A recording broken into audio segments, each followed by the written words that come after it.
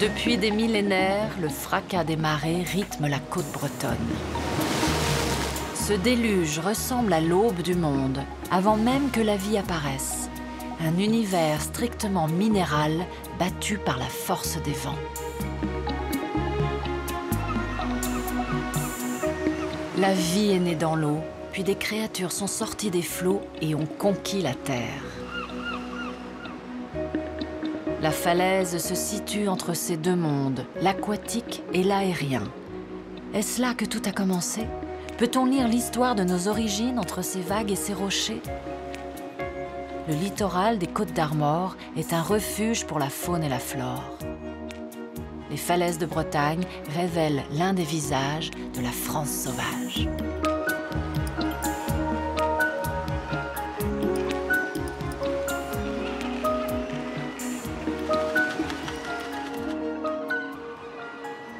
Au Cap Fréhel, la muraille de granit est un abri idéal pour les oiseaux marins. Le cormoran huppé est le premier à y installer son nid dès la fin de l'hiver.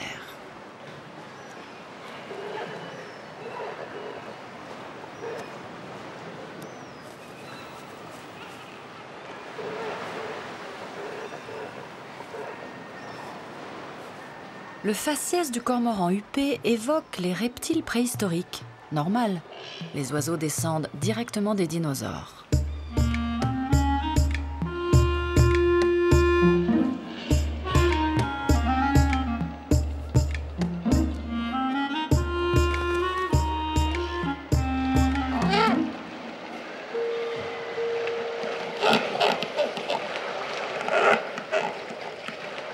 Au mois de mars, le mâle parade. Son chant d'amour utilise des fréquences à peine audibles pour l'homme, mais pas pour sa femelle.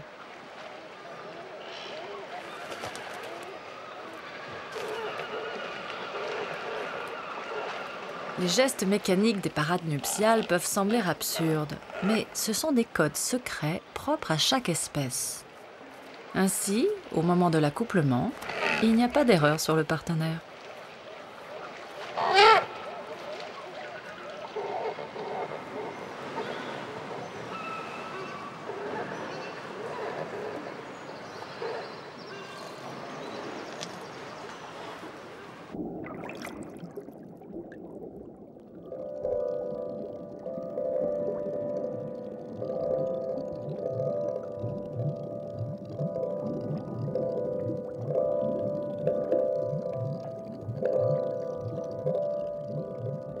En pénétrant dans l'univers aquatique, nous plongeons dans l'histoire de nos origines.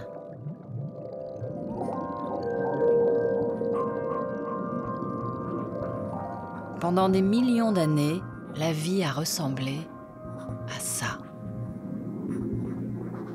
Ces méduses sont les sosies de celles qui ondulaient dans les océans il y a plus de 600 millions d'années. L'anatomie de la méduse est très simple. Cet être sans cervelle contient 98% d'eau. Des tentacules entourent son corps gélatineux. Au milieu, un orifice digestif qui lui sert aussi bien de bouche que d'anus.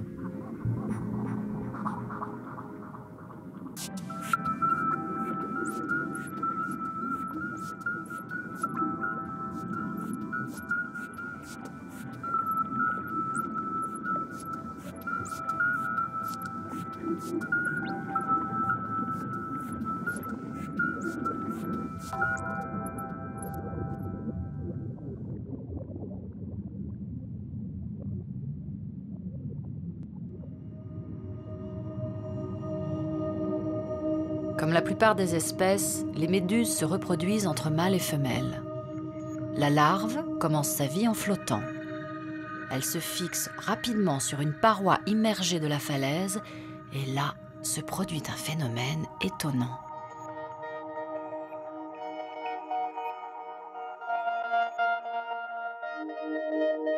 Animal unique au départ, la larve se dédouble et se divise en plusieurs êtres différents. Une à une, les nouvelles méduses se séparent de la première et deviennent des individus autonomes.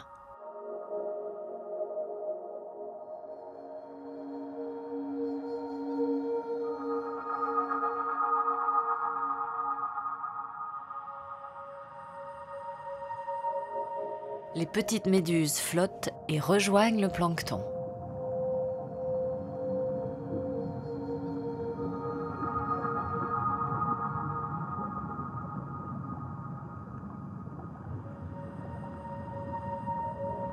Le plancton est composé d'organismes très simples, semblables aux premiers êtres vivants des mers originelles.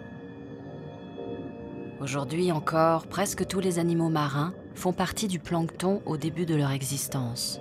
Ils commencent leur vie comme a commencé la vie.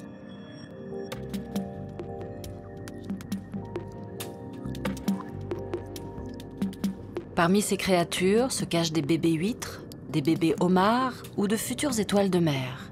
Elles flottent et ne ressemblent en rien aux adultes qu'elles seront un jour.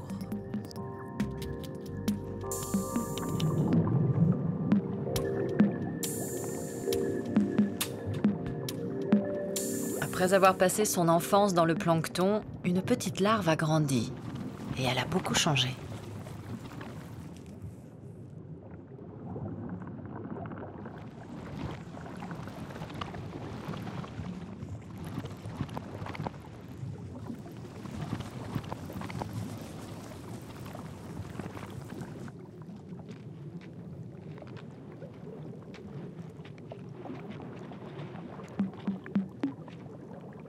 Le crabe marche de travers, mais personne ne peut réellement expliquer pourquoi. La mer est un océan d'énigmes.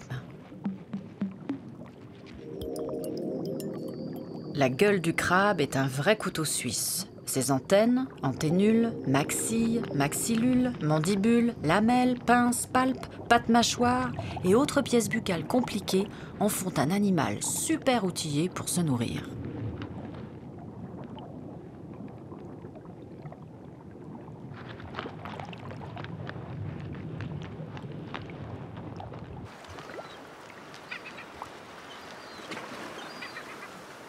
Malgré son armure solide, le crabe n'a pas vraiment de parade pour échapper aux gros prédateurs. Au pied de la falaise, les trous d'eau représentent de véritables plateaux de fruits de mer pour l'oiseau le plus familier du littoral, le goéland.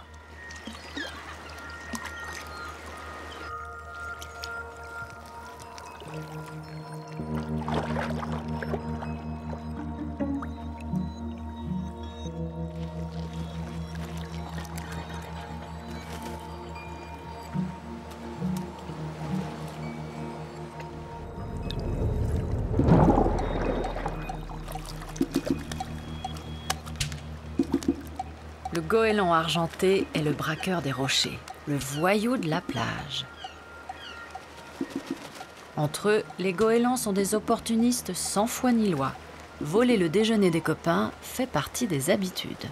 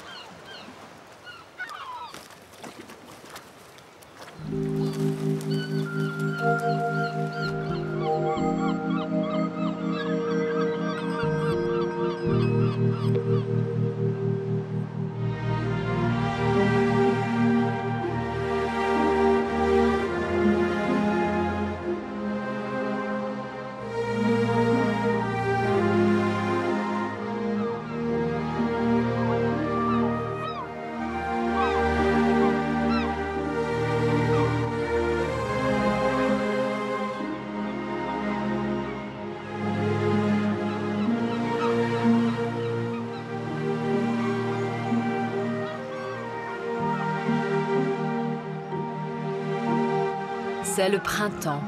Les pentes abruptes du Cap Fréhel sont occupées par des couples en pleine reproduction. Dans la colonie des goélands, chaque oiseau doit impérativement trouver un partenaire, un territoire pour nidifier et défendre son bien contre les voisins. Les couples récoltent des matériaux pour le nid. Certains arrachent de l'herbe, mais ce comportement est le plus souvent un geste d'intimidation entre mâles.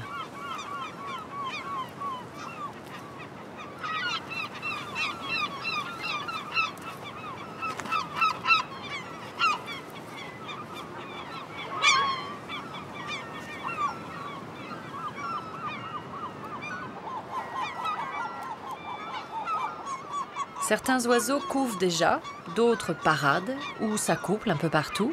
Mais attention, il ne faut pas se tromper de femelle.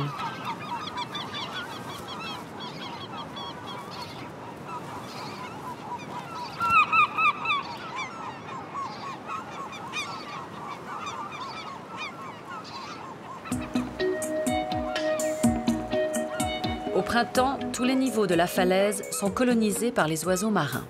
Elle s'organise comme une véritable ville avec ses quartiers chics et ses banlieues.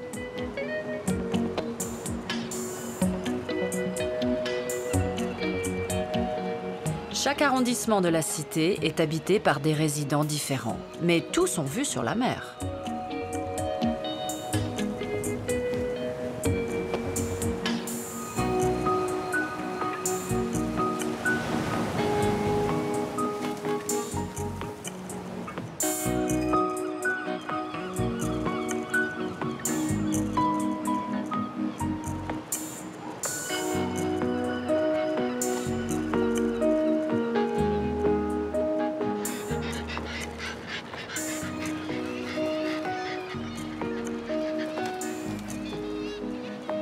Ici, les places sont chères, les couvées manquent d'espace. Si les goélands apprécient les dortoirs collectifs, les fulmards investissent plutôt les appartements privés avec terrasse.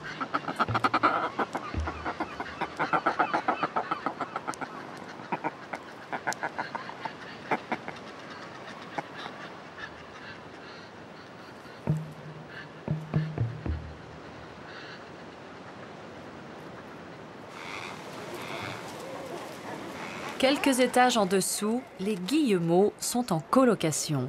Moins à l'aise à terre que dans l'eau, ces petits cousins des pingouins restent collés à la falaise. Comme les autres oiseaux marins, ils ne viennent sur la terre ferme que pour se reproduire.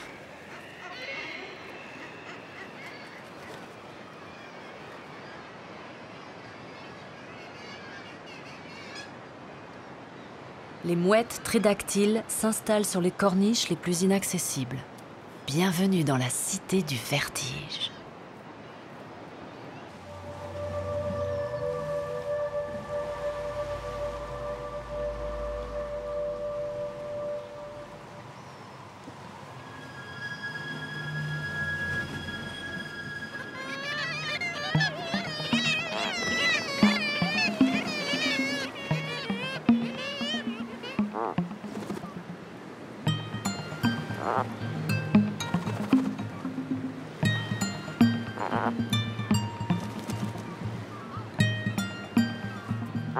Le quartier supérieur de la falaise est occupé par les macaremoines qui nichent dans des terriers.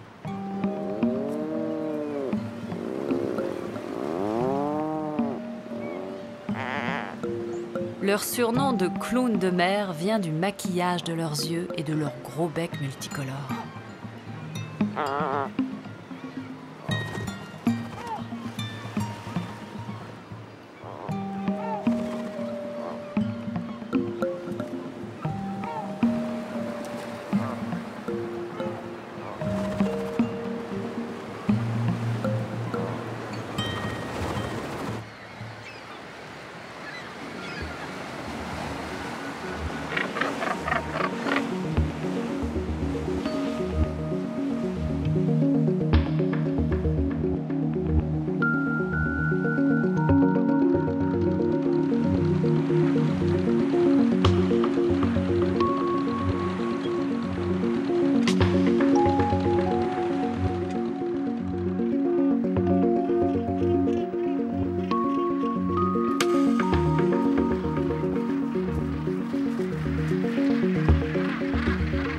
À quelques encablures de la falaise, d'autres oiseaux ont choisi la résidence privée, les fous de bassin.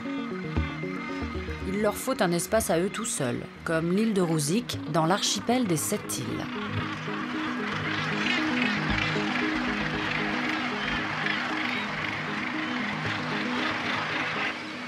Les fous nichent en rassemblement de plusieurs milliers de couples. Un vrai monde de fous. Ces oiseaux s'expriment souvent par des gestes ritualisés, Pour les parades amoureuses, ils entrechoquent leurs becs l'un contre l'autre, comme pour se saluer.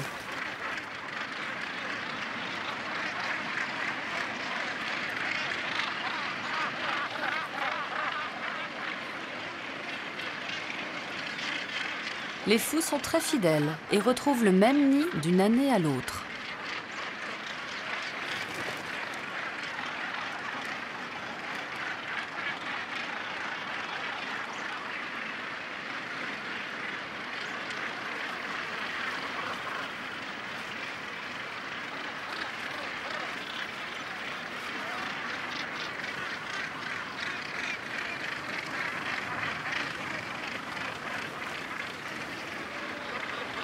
Le fou est le plus grand oiseau marin d'Europe.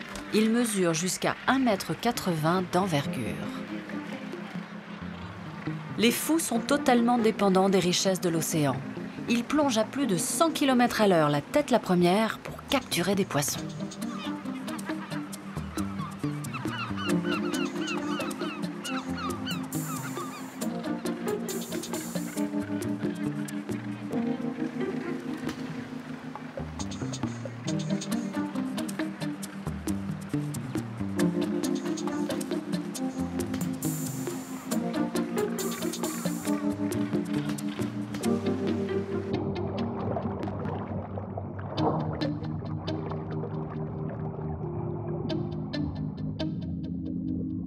Contre les attaques aériennes, les poissons déploient la stratégie du nombre. Ils se regroupent en bancs serrés où chaque individu est difficile à repérer.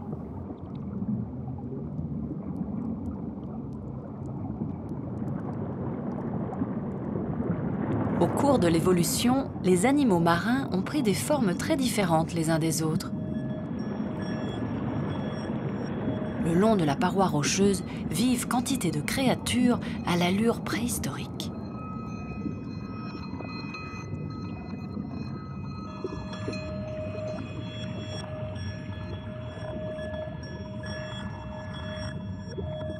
La sèche est apparue dans les océans bien avant les poissons. C'est un mollusque, comme l'escargot, mais son cerveau est beaucoup plus développé. Elle est capable de changer de teinte selon son environnement et son humeur.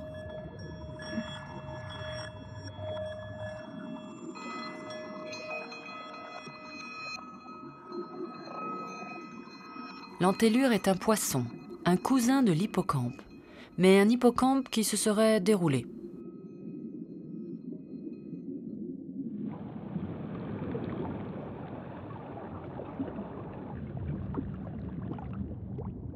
Dans les cavités de la falaise se cache un gros crustacé, aussi familier que méconnu, le homard. Pour communiquer avec ses congénères, le homard diffuse des messages parfumés par des orifices situés sous ses yeux.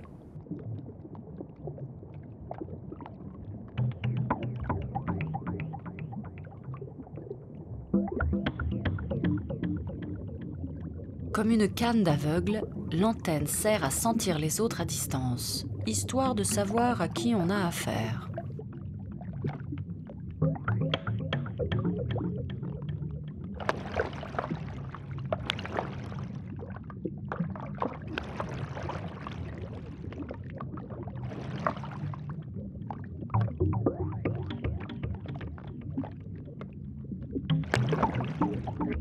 Si ces deux mâles se serrent la pince, ce n'est pas forcément amical. Ils se chamaillent pour un bout de territoire.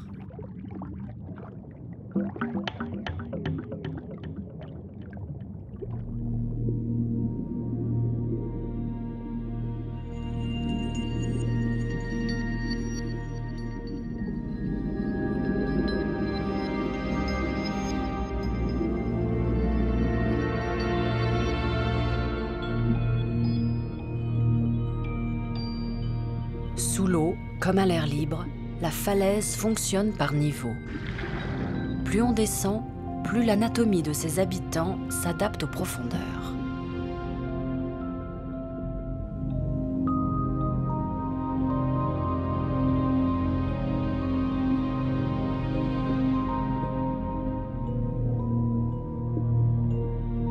Sur les fonds vivent des poissons moins effilés que les grands nageurs.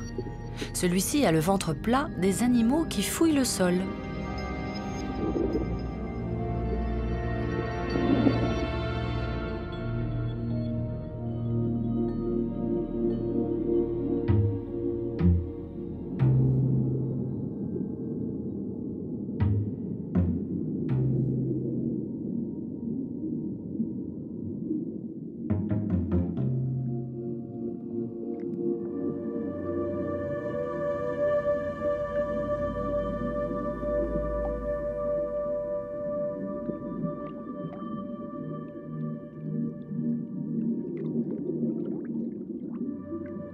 Certains sont si bien adaptés au fond qu'ils semblent en faire partie.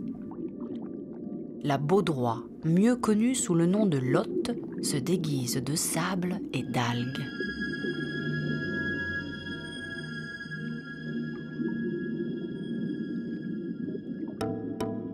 Invisible, elle agite un petit leurre au bout d'un filament. La lotte pêche à la ligne.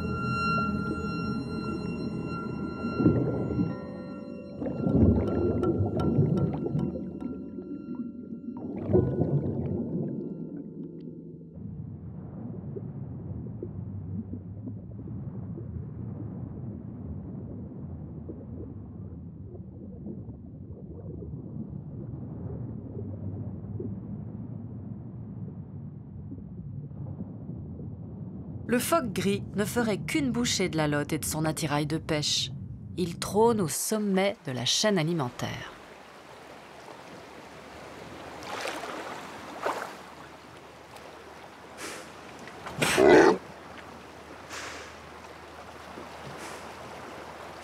Ce mammifère peut passer près d'une heure sous l'eau et même y dormir, en remontant seulement de temps en temps à la surface pour respirer.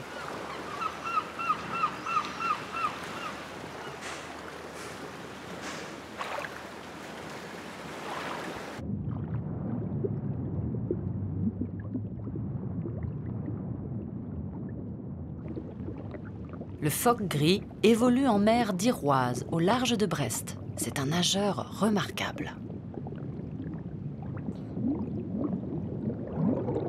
Il semble prendre plaisir à faire des bulles dans son bain, des loopings, des jeux de cache-cache et des poursuites.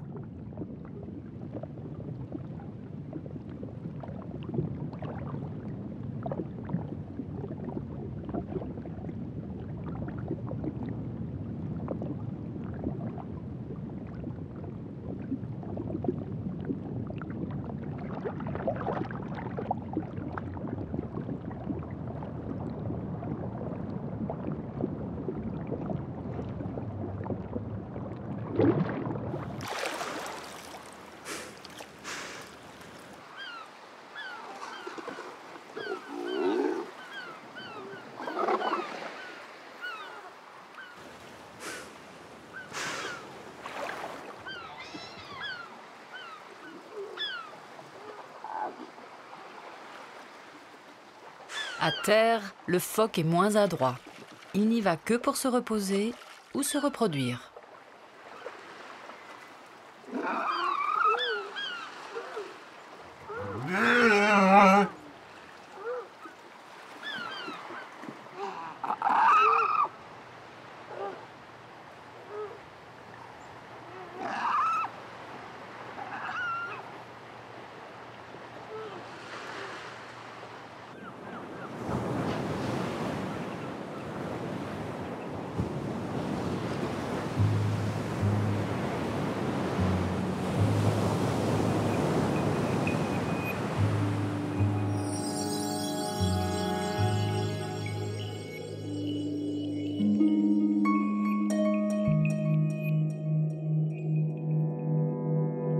Loin au-dessus de tous ces êtres vivants, la lune domine.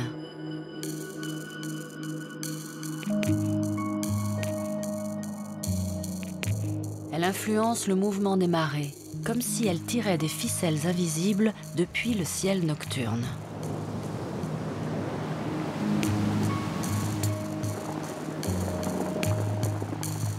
La montée et la descente des eaux ont poussé des plantes et des bêtes aquatiques à s'adapter au monde terrestre.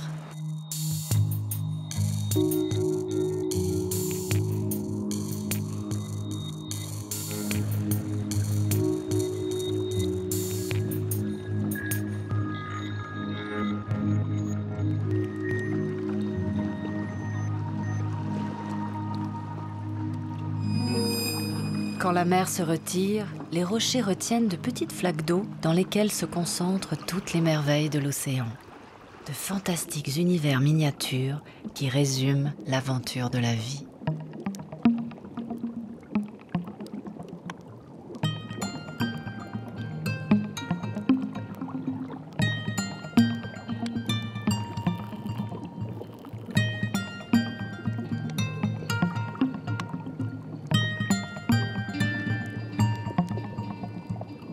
La zone intermédiaire de la falaise, celle qui n'est sous l'eau que la moitié du temps, abrite les animaux les plus résistants. Ils doivent affronter des conditions extrêmes, les claques géantes des vagues, l'immersion totale à marée haute et le soleil desséchant à marée basse.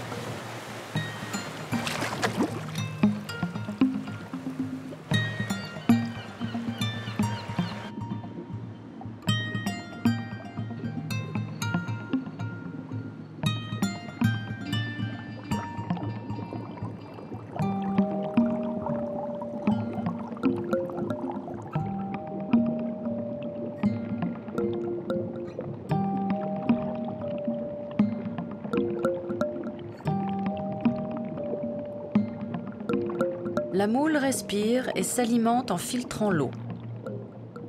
Elle se nourrit d'infimes particules.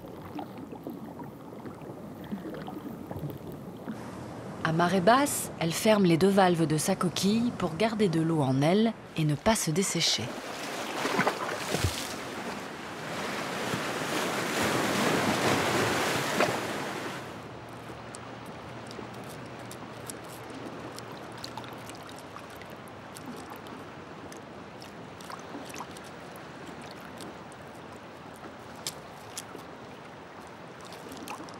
Le crabe peut s'aventurer sur les rochers pour chercher sa nourriture. Mais les trous d'eau représentent un terrain de chasse bien plus riche.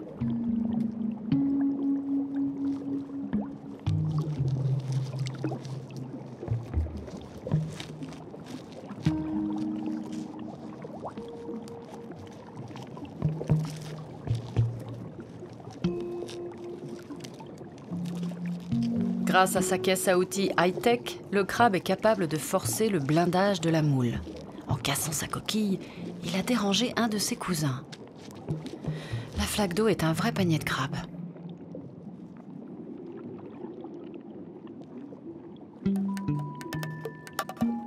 Le cousin en question a la taille et la rondeur d'un petit pois. En fait, il logeait dans la moule. Il se retrouve maintenant à l'extérieur, désorienté. Le crabe petit pois est un parasite des moules. Il lui faut vite en trouver une autre, car il est mou, vulnérable et il ne sait même pas se nourrir seul.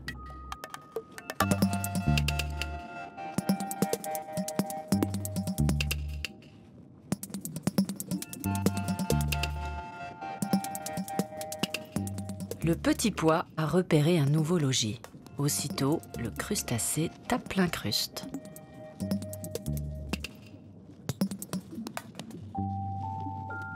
Le crabe qui s'introduit chez la moule serait plutôt du genre pique-assiette. Il profite des courants d'eau provoqués par le coquillage et il avale les particules qui lui arrivent dans les mandibules. Le reste du temps, il bulle.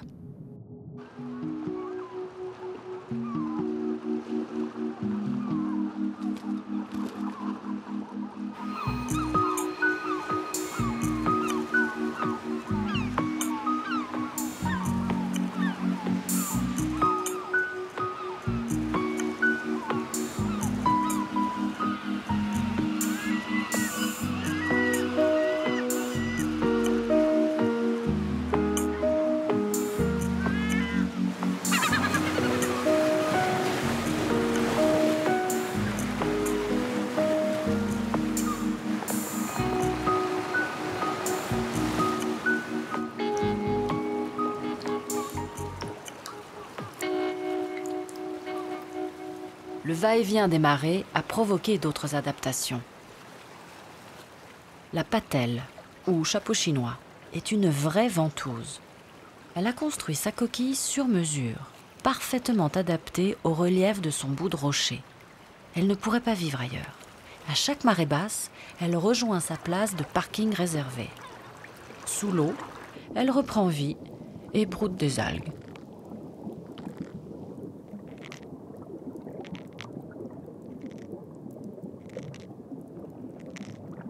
À côté de la patelle, d'étranges créatures s'agitent. Ce ne sont pas des mollusques comme elle, mais des crustacés très particuliers, les balanes. Elles balaient la mer avec leurs pieds en forme de plumeaux.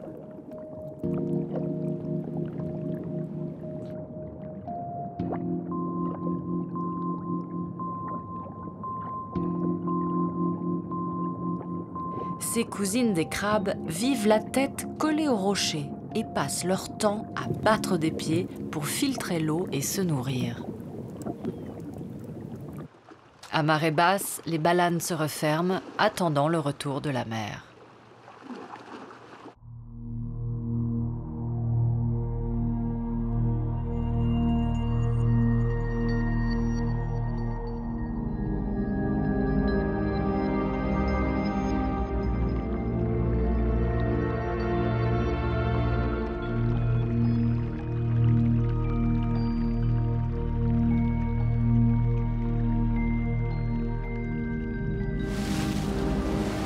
Alors que la marée amorce sa lente remontée, un être gélatineux attend lui aussi le retour de l'eau pour s'épanouir et déployer ses quelques 200 tentacules.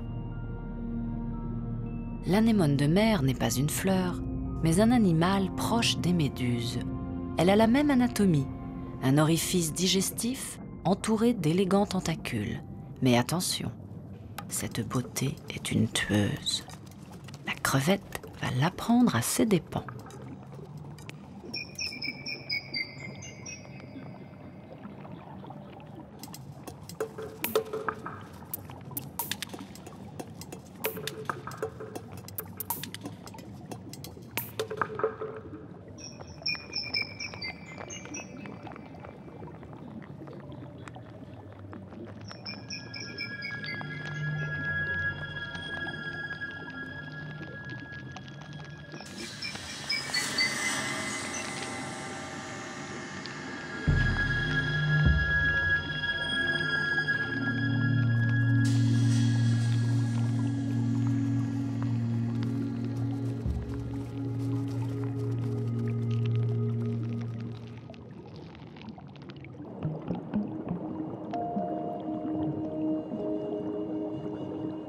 Le mouvement des marées a poussé tous ces animaux à résister à la sécheresse.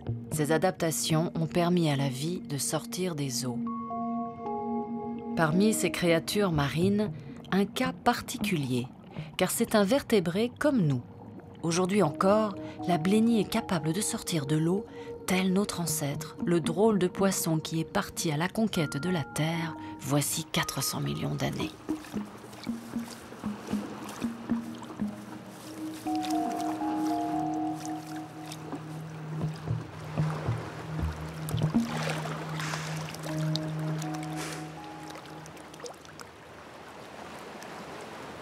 Le phoque a fait le chemin inverse. Après sa conquête du monde terrestre, il est retourné à l'eau. Il a troqué ses pattes contre une paire de palmes.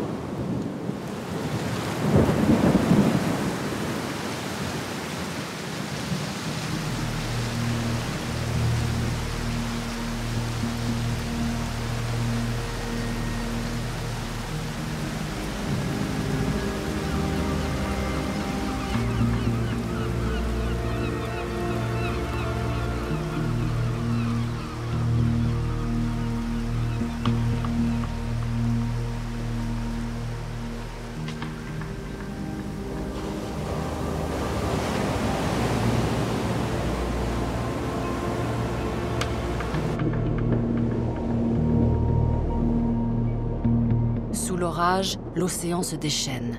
La houle de la marée montante fait danser les algues.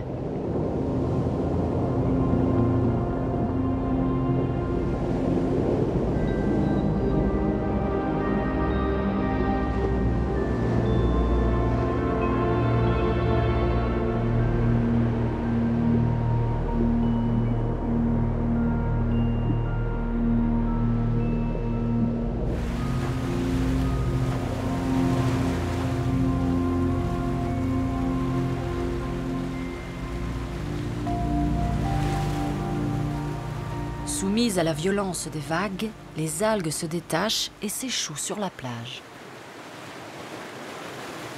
Ce que la mer laisse quand elle se retire s'appelle la laisse de mer.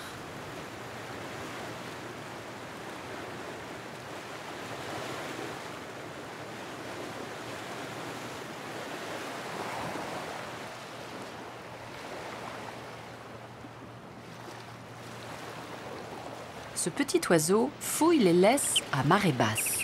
Il retourne les algues et les cailloux à la recherche de sa nourriture, d'où son nom, tourne-pierre.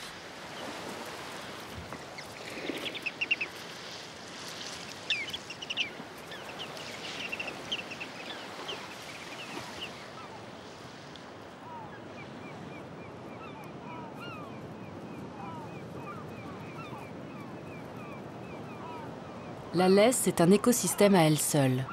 Des mouches et des crustacés ne vivent que sur elle.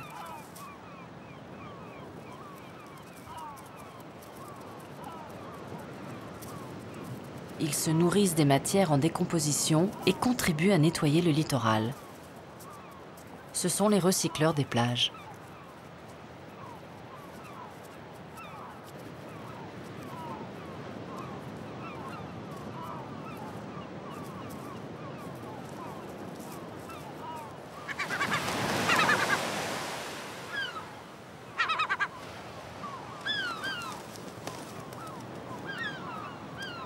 La laisse, c'est aussi le supermarché du goéland argenté, une véritable brocante marine, une exposition de coquillages, de carapaces et autres surprises.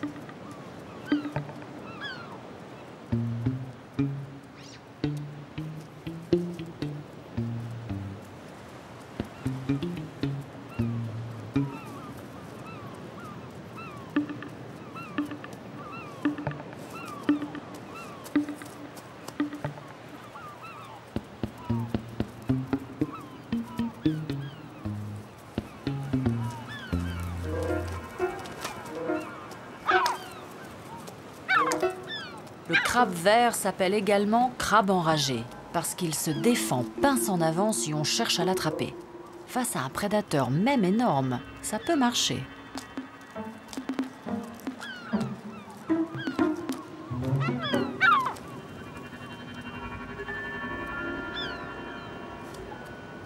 Le goéland ne s'attarde pas. Il a repéré un crabe mort, c'est quand même plus facile.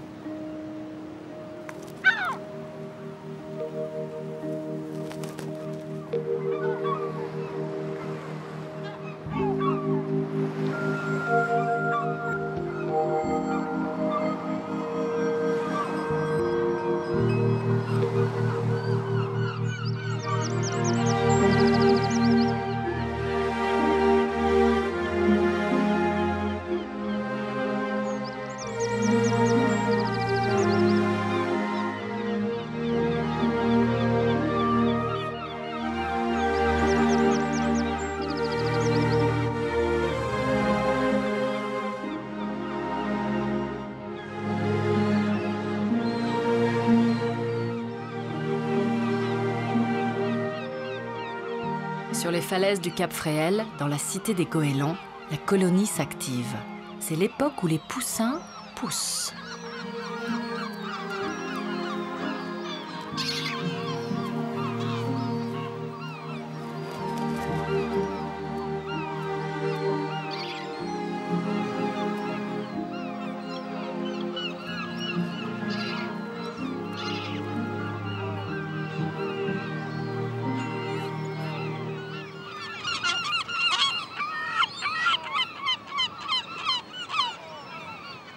La marque rouge sur le bec de l'adulte est un point de repère pour les juvéniles. C'est une cible facile à atteindre qui déclenche l'ouverture du bec et la régurgitation de la nourriture attendue.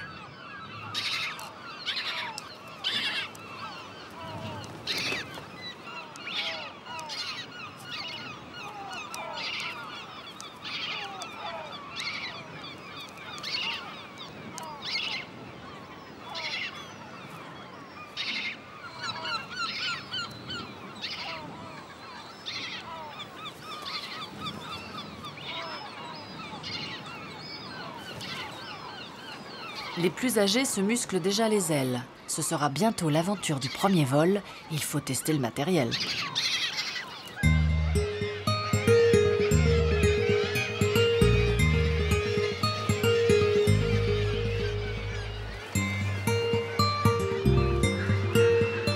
Les adultes vont et viennent entre la falaise et l'océan, source de nourriture pour eux et pour leurs oisillons.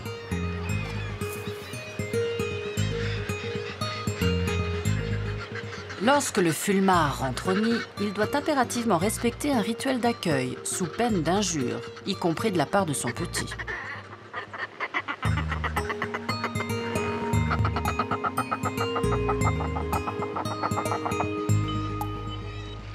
Quant au pingouin torda, il ne fait pas de nid. Il a pondu à même le sol et les cailloux. Le jeune est élevé à la dure.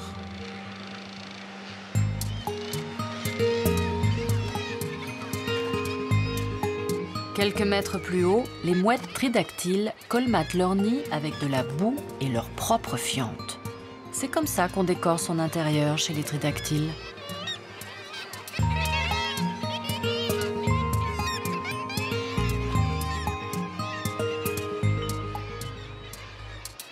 Le poussin reste face au rocher pendant toute sa croissance, au bord du précipice.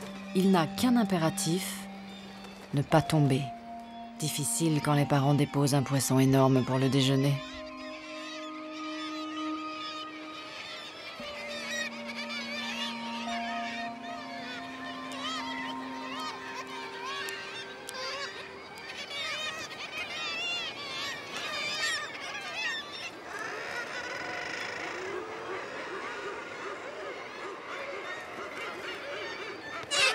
À côté des mouettes tridactyles niche la famille guillemot.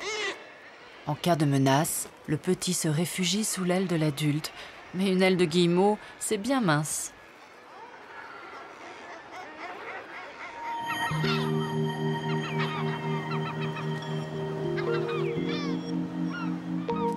La cité aux oiseaux n'est pas qu'un univers de pierres stériles. Les déjections servent d'engrais aux plantes.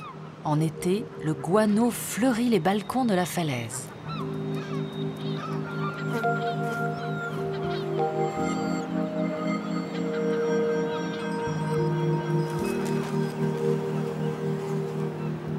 Les pelouses se couvrent de fleurs maritimes qui résistent aux vents violents et salés. Leurs racines les fixent solidement aux pentes les plus abruptes. La vie explose à tous les étages.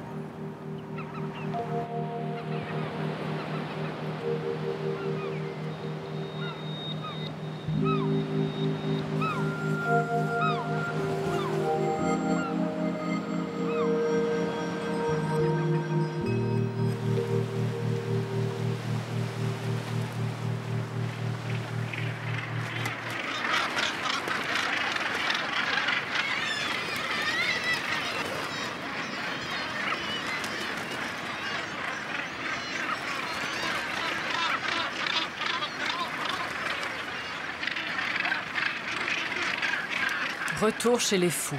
Ici, c'est l'explosion démographique. La pagaille n'est qu'apparente. Chacun s'est retrouvé son nid et son petit.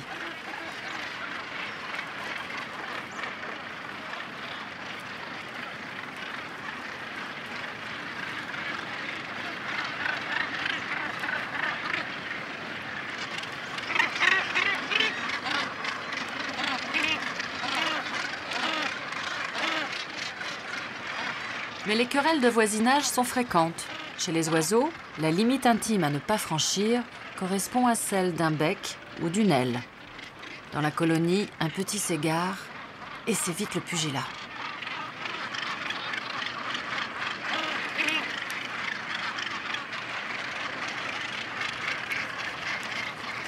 Le fou ne régurgite pas la nourriture comme le goéland.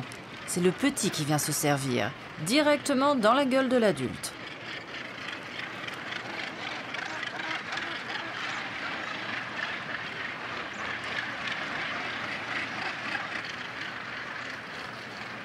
Le plumage du poussin passe par de drôles de stades.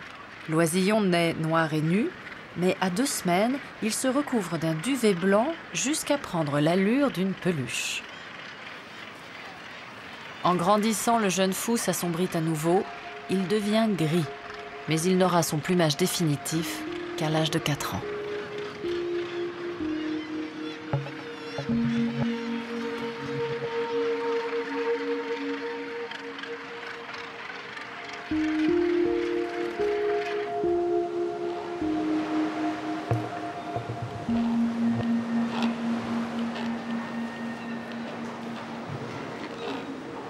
Chez les cormorans huppés, les jeunes aussi ont grandi. Et ils préparent leur premier vol.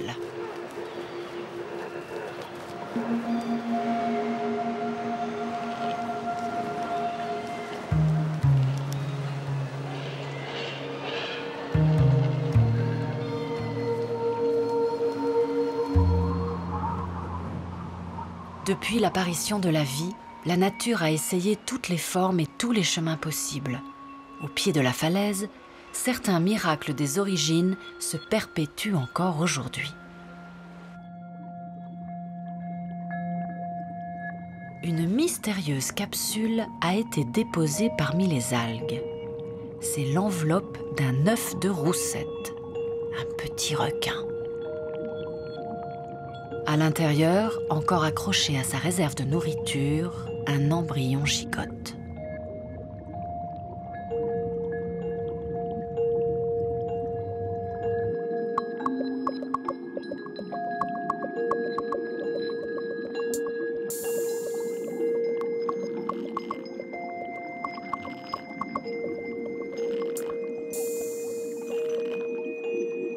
De petits crustacés mangent la capsule et participent à sa délivrance.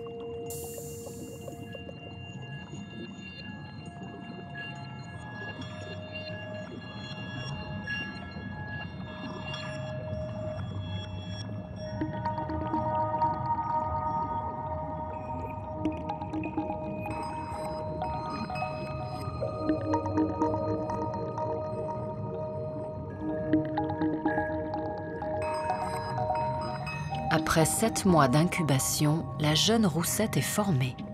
Le petit requin s'extrait de son berceau et part dans la grande aventure de l'existence, livré à lui-même avec pour seul bagage son instinct.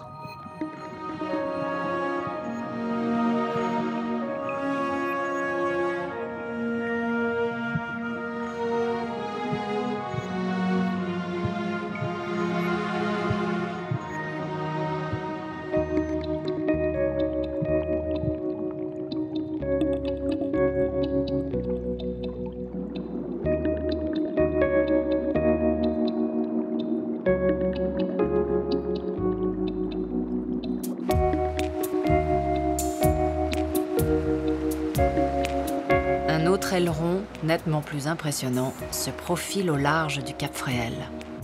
C'est le requin pèlerin, un des plus grands poissons du monde. Sa gueule béante pourrait contenir un humain.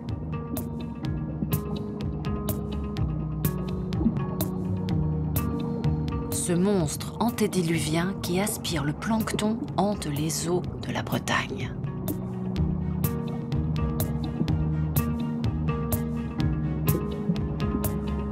Sous les falaises de l'Atlantique nagent des créatures préhistoriques, gigantesques ou minuscules.